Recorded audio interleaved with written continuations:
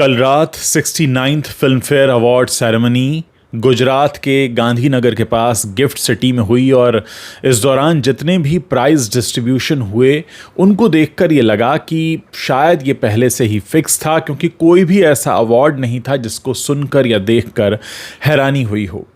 Best film 12th fail expected थी, उसे ही दिया गया। बेस्ट डायरेक्टर विनोद चोपड़ा को, उन्हीं की फिल्म 12th फेल के लिए। बेस्ट एक्टर रणबीर कपूर को फिल्म एनिमल के लिए, और बेस्ट एक्ट्रेस आलिया भट्ट को रॉकी और रॉनी की प्रेम कहानी के लिए। बेस्ट सपोर्टिंग एक्ट्रेस में शबाना आज़मी रॉकी और रॉनी की प्रेम कहानी के लिए, और साथ ही सलमान खान की भांजी अलीजे को फर्रे के लिए बेस्ट फीमेल डेब्यूटेंट का अवार्ड, और आदित्य रावल को फराज के लिए बेस्ट मेल डेब्यूटेंट का अवार्ड।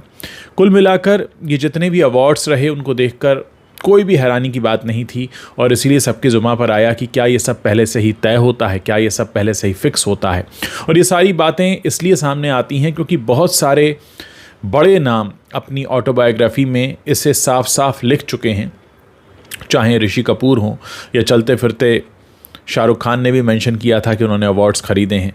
तो क्या वाकई में इन अवार्ड्स की कोई अहमियत रह जाती है?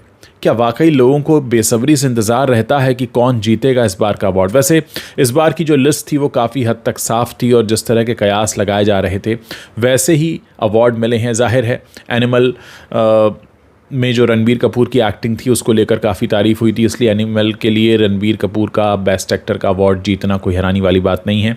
आलिया भट्ट ने रिपीट किया है, पिछली बार गंगूबाई काठियावाड़ी के लिए उनको अवार्ड मिला था, इस बार रॉकी और रॉनी की प्रेम कहानी के लिए मिला है। पठान का वो बेशर्म गाना जिसके लिए बहुत बवाल हुआ, तमाम तरह की बातें होती रहीं, उसको गाने वाली शिल्पा राव को भी अवार्ड मिला। और कुल मिलाकर हमने ये देखा कि ये जो अवार्ड सेरेमनी थी वो बहुत ही नपे तुले तरीके से हुई, जैसे पहले से ही सब कुछ फिक्स हो, इसलिए किसी भी अवार्ड पर कोई भी हैरानी नहीं दिख रही थी। वरुण धवन करिश्मा कपूर के साथ स्टेज पर डांस करते दिखे, और कहना चाहिए कि इस बार का जो अवार्ड था वो बहुत ही थोड़ा बोरिंग मैं कहूँगा रहा, क्योंकि एक्साइटमेंट तब होती है जब थोड़ी कांटे की टक्कर हो। शाहरुख खान नॉमिनेटेड थे दो फिल्मों के लिए, लेकिन उनकी झोली में कोई अवार्ड नहीं आया। शाहरुख खान की झोली में, मतलब उनकी फ़िल्म की झोली में तो आया। तो कुल मिलाकर मामला ये है कि इस बार के जो अवार्ड्स हुए हैं वो बहुत ही ठंडे तरीके से हुए। एक तो एक्साइटमेंट नहीं था, पहले से ही लग रहा था कौन किसको कौन सा अवार्ड मिलने वाला है, और वैसा ही हुआ। तो आप आज देखेंगे कि इसको लेकर कवरेज भी जो आपको न्यूज़ चैनल्स में दिखेगा उसको लेकर भी लोगों के बीच में कोई एक्साइटमेंट नहीं है।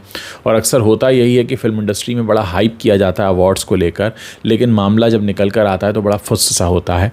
और इस बार के अवार्ड फंक्शन में भी सिर्फ शायद नई बात ये थी कि गांधीनगर में हुआ, और इस वजह से एक डिफरेंट वेन्यू था।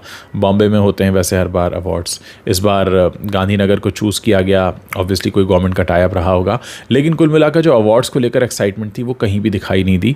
और मुझे लगता है कि शायद इस तरह के अवार्ड्स के लिए लोगों का एक्साइटमेंट बना रहे वो ज़्यादा ज़रूरी होता है, क्योंकि तभी उनका अवार्ड्स का ग्लैमर बना रहता है। और वैसे भी हाल के दिनों में जिस तरह की खबरें आई हैं कि बार बार स्टार्स मेंशन करते रहते हैं कि हमने ये अवार्ड ख़रीदा था, मैनेज किया था, हमारी PR ने इसको मैनेज किया था, तो वैसे भी बहुत तेज़ी से इस तरह के अवार्ड्स का क्रेज़ घट रहा है।